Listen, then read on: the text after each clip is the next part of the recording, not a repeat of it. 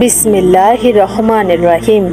যে হাসরটি হবে দুনিয়াতেই, শাম দেশের জমিনে যে হাসরের কথা আলোচনা করা হয়েছে তা পরকালের হাসর নয়, যা সংঘটিত হবে কবর থেকে পুনরুত্থানের পর, বরং এটি হবে কিয়ামতের একটি বড় আলামত। এ হাসরের সময় জীবিত সমস্ত মানুষকে শাম দেশের জমিনে আগুনের মাধ্যমে হাঁকিয়ে একত্রিত করা হবে।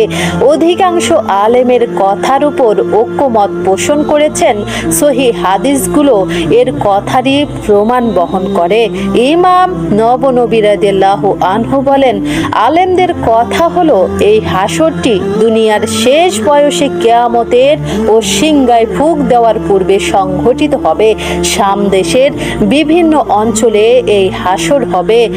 ইসরাফিলের সিংগায় ফু দেওয়ার সাথে সাথে কিয়ামত হবার পর কবর থেকে উঠে যে হাসরের মাঠের দিকে লোকেরা দৌড়ে যাবে, তার ধরন শাম দেশে হাসরের চেয়ে সম্পূর্ণ ভিন্ন হবে।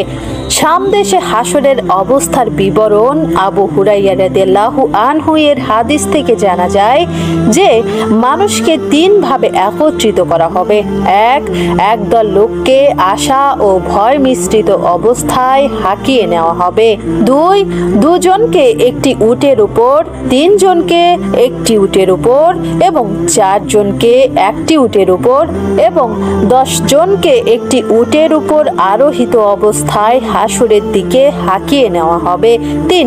বাকি সব মানুষকে আগুন হাঁকিয়ে নিয়ে যাবে। মানুষ যেখানে দুপুরের বিশ্রাম নেওয়ার জন্য অবস্থান করবে, আগুনও সেখানে থেমে যাবে। মানুষ যেখানে রাত অতিবাহিত করার জন্য অবস্থান করবে, আগুনও সেখানে থেমে যাবে। এরপর আবার তাদেরকে নিয়ে চলবে।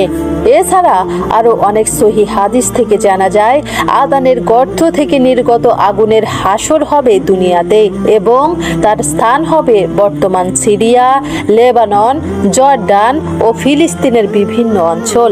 উপরের হাদিস এবং অন্যান্য সহিহ হাদিস থেকে আরো জানা যাচ্ছে এই হাসরের পরও আরোহণ, পানাহার, নিদ্রা, মৃত্যু ইত্যাদি বর্তমান থাকবে।